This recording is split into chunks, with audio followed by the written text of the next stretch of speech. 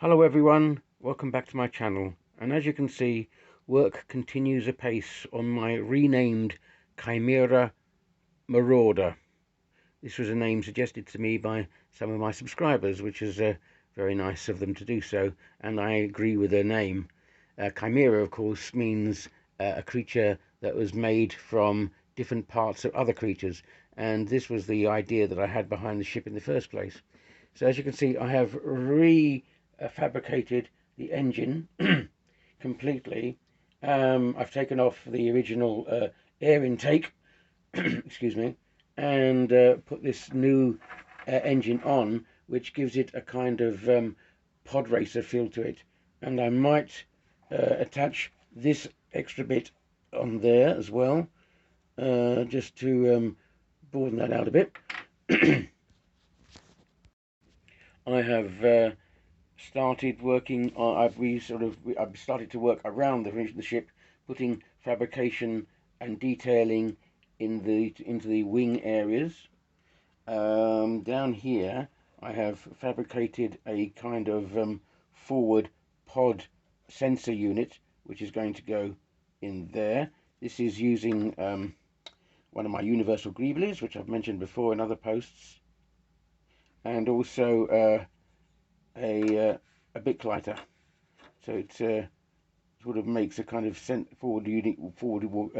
forward facing sensor unit. We'll continue round to the vehicle, and you can have a look at it and you can see what I'm doing. From this angle you can see what I've done regarding the cockpit area. I have built out the cockpit area quite a bit and added a secondary turret. These turrets, by the way, are still not stuck on because I'll be working on the vehicle. I want to be working on the ship and moving around the ship, so it's easier to keep the turrets not stuck on at the moment. But I've built out that area there, and that's what it looks like from that angle. The back of the ship, more fabrication around here, and I'm building out the back area here to give it some kind of fin, some sort of like fins, reminiscent of aircraft fins, but I want to have aircraft motifs in it, but not for it to look like an aircraft as such. And that's the back with the engines, and as you can see, as I say, adding more detail around here and building out the fins so that the thing looks like it's internal, which gives it an interesting profile from the back. But of course, you will have noticed that the main thing that I've done, or one of the main things I've done, is add landing gear. Now these are similar to how I did the Millennium Falcon by putting landing gear on magnets, so it could be displayed as in landing mode or in flight mode if I put it on a stand. So that's, yeah, so there you are. This is the landing gear I've added, and of course I've got to work on putting more stuff on the bottom to bulk that out a bit. But yeah, I've been able to work out landing gear. Now, as you can see, it's not symmetrical, it's asymmetrical, but as I said, if this ship is cobbled together from lots of other ships as a kind of scavenger ship, that would kind of work, and it does work in a kind of way. So I'm happy with the landing gear. The next thing, of course, is to add lots of wiring and other odd bits and pieces to continue with the fabrication, so it looks rather like a Millennium Falcon. With, how the Millennium Falcon's got a lot of wiring and surface detail, that's still got to be added to this ship as it is. But I think we're definitely getting there now, and I wanted it, as I say, the ship to look quite a cross between a Star Wars ship, a Second World War bomber, and well, other influences have come into it, of course. But yeah, the ugliest ship in the galaxy is beginning to look, I think, okay. It's beginning to take shape really nicely, and from all angles, it's it looks. I think it looks quite impressive. So anyway, onward and upward. Let's continue, and we'll see how far we can get. So just a little bit more fabrication tonight, adding a little insert into the engine, and then continuing to fabricate the front of the ship. There, you can see I've added the probes, and then this section here, which I'm going to then take pipe work off of that bit there, running along the hull there. I've redone this little section here because I wasn't quite happy with what I had there to begin with, and as you can see, I've added again this little fabrication down here, which will be a kind of rocket launcher or missile launcher. Again, the whole thing is then taking on motifs of a bomber, a World War II bomber, but also maintaining the starship look and feel to it, which is coming along nicely. Here's the thing in profile. So yeah, altogether I'm happy with today's work, and I won't add primer at the moment because I want to add more detail and more fabrication to it, but happy with today's work, and we'll continue tomorrow. And onward and upward, and as we can see, I have been putting in a lot more detailing and greeblies, paneling and pipe work along the front here and along the top as well, and we'll continue with the pipe work and paneling, and that just gives us a lot more of a Star Warsy feel to it. But yeah, happy with that paneling now coming along there like that. And down here on the other side, as you can see, along the front, and of course all this will pop nicely when the primer is applied. And into the back area here, I'll turn it around so you can have a look at the back. So you see I've started to look at this area here, putting in more pipe work, and down along here. So now we're going to concentrate on the back areas here, along here, and then I'm going to have a look at the undercarriage underneath, because that's obviously always neglected because you don't see it, but I'm going to put an undercarriage on. And what I'm thinking of doing is, when I mount this, is to mount it so it's got a magnet underneath it, so it's like I can do it like it's in flight, as well as also keeping the undercarriage, so that I can also take it off the mounting and put it as put it with the undercarriage as well. So you'll have two modes of display, so to speak. Right. Oh, and along the back here as well, I've been the other side as well. If I just move that out of the way, over there, you can see that side as well has been. I'm looking at that bit as well, taking that as red. So yeah, moving on and coming along nicely. Oh, and I need to add other bits and greeblies to this section here. Probably pipe work coming off of here as well. This is a long build. It's not going to be done in a week. It's taking its time, but I'm enjoying putting the pipe work in, and the detailing is always interesting, but you don't know when to stop. You just have to know when enough is enough, so to speak. But onward and upward. Let's continue. So the Chimera Marauder continues to take shape, and more greeblies have been added, and pipe work, and as you can see, it's getting a bit busy now. So I'm going to sort of try to know when to stop. But I think the detail on the top half of the ship is now more or less completed in that section there. Looking very good. On this side as well.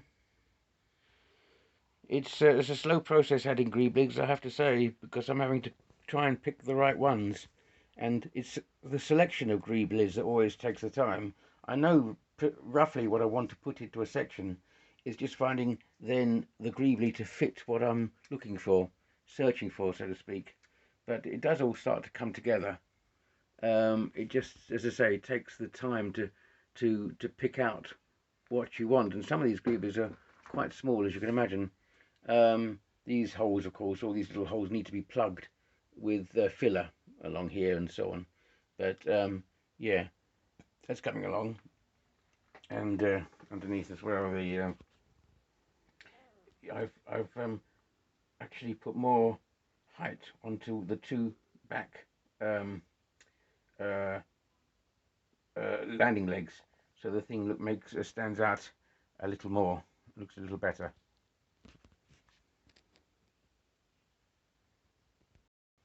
There's the back bit there, and again more detail underneath. I might put a bit more pipe work underneath as well. I haven't put a lot of pipe work there, but I want to increase the pipe work underneath the undercarriage there, and a few more gaps to fill as well. But it's coming on. It's coming on. I'm not putting too much detail underneath because you're not really going to see it. Although having said that, though, of course, I've got to try and figure out a way of putting it onto a stand to show it in flight. So you might see the underneath. So we'll think about that. We'll think about that. More detail added here, and I've refabricated the engine outlets, because I think that looks more, that looks better. I like those. I like the conical shapes rather than the flat shape I had before. And the interior detail has been added to some degree as well. I've also done some more detailing on the wing section with some wiring, and some more Greeblings added to that module there, which I think looks okay from that angle. And along the back, as you can see, it will start to pop a lot better, of course, once a coat of universal of primer is added, so the whole thing starts to sort of come together, gel together. And the front there as well, as you can see, added some more detail, pipe work along that area, some probes coming out, and there we are. So yeah, onward and upward, we're getting there. But as I say, we're getting to the stage now where I don't want to add too much more. I need to just fill in holes rather than add more Greeblings, because I think it's looking busy enough. Right, a little bit more work on this. I think we're about 90% there now. So there's the first coat of primer onto the Chimera Marauder. It's a rust-colored primer, because what I'm going to do is I'm going to coat over that, wash over that with other metallic washes, so that the primer looks like rust coming through the metal.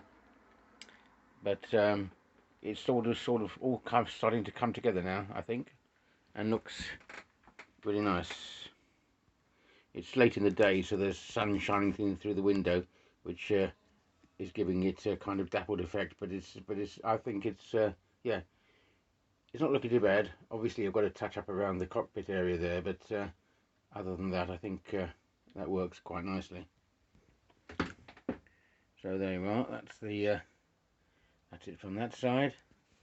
Looking quite interesting. And the Marauder from that side. Yeah, it shows it off.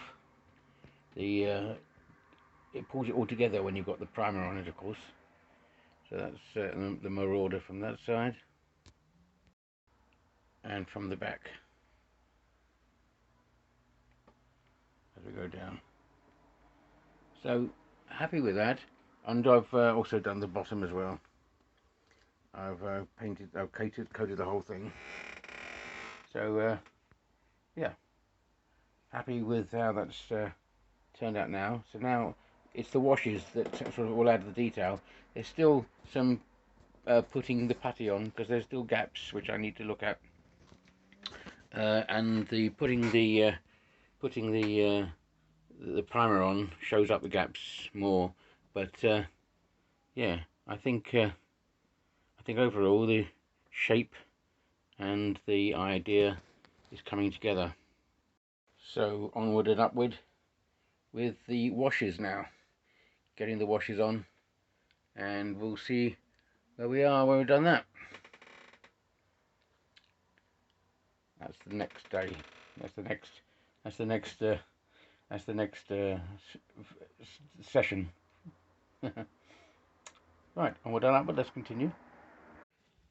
So here's the second pass of the washes, and I used a dark metallic gunmetal on top of the rust, and instantly you can see the issue. It's too dark, of course.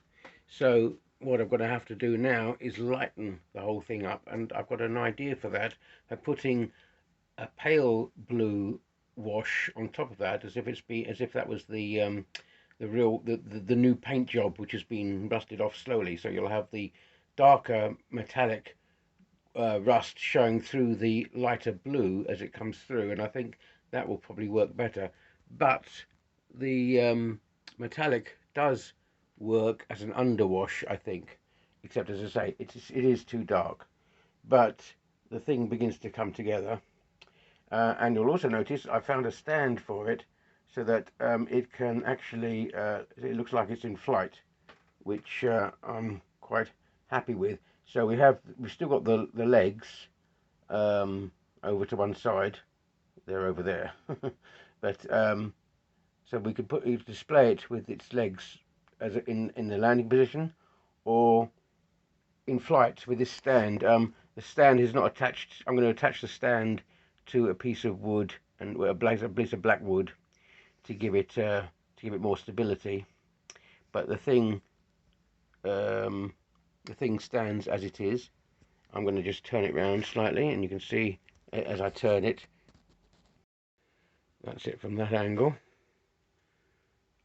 As I say, the blue wash will bring out the details, and then I'll finish it off with dry brushing chrome highlights on top of that. I think it's getting the colour right. What colour it's going to be? I said blue wash, but I could experiment with another colour. Perhaps blue won't quite match it. It could be green or yellow, even orange. Orange might actually work as well. So I'll have to have a think about what's the best colour to highlight the top area. But I do think that the stand gives it the impression that it's in flight, because it's so transparent. It works quite well, which is good. So I like that. Okay. So it's not particularly stable on that stand. It wobbles a little bit. I'm going to have to see if I can just reshape the stand slightly to make it a bit more stable when it's on it. But that's where we are at the moment. So onward and upwards. I'm going to have to go out now and get some paint, some complementary paint. I mean, I'm just thinking, in actual fact, that perhaps just a lighter red might work on it and make the whole thing a reddish colour. Yeah, some ideas to think about. I'll have to look at my colour charts. All right, onward and upward. That's where we are at the moment. As I say, looking okay from those angles. Let's get on with the washing, I suppose. So I've applied the next wash, which is a kind of off greenish wash, and I think I'm calling it a day for now. Obviously I need to continue doing highlights, gunmetal highlights on it, but I think I've got to call it a day for now and give it a bit of a rest, and I will come back to this and see how far I can get, because the painting is not over yet. I still think it's a bit too dark, but yeah, I think that the washes have worked to a greater extent than I thought, but I want to lighten the details of it now so that more details show up on it. Yeah, I'm happy with what we're looking at the moment. I've brought it out into the daylight so that one can get a bit more idea of the overall concept. I've also spent a bit of time refabricating this area here, because I wasn't happy with what that was looking like. So I've refabricated that area, which gives it, I think, a bit more of a Star Warsy feel, more of a Star Warsy feel than it had before. But that's what we're looking at here. I'll turn it round a bit more so that more of the natural light gets to it and you can see it from another angle. So there you can see more of the colour differences. It's looking yeah, I think it's looking a bit too red, and now I want to take that red back. The rust is looking a bit too reddish, so but some more lighter washes will have to be used on that, I think. Perhaps some more bluish, lighter blues on this. But I think overall the shape is looking alright. Okay, so that's my, this is a better shot of this one here. Down along here.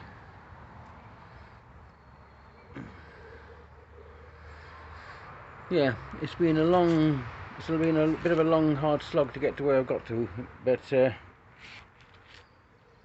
it's taken me about 1.5 months to get to this area, this place, but I think I'm happy with the overall effect so far.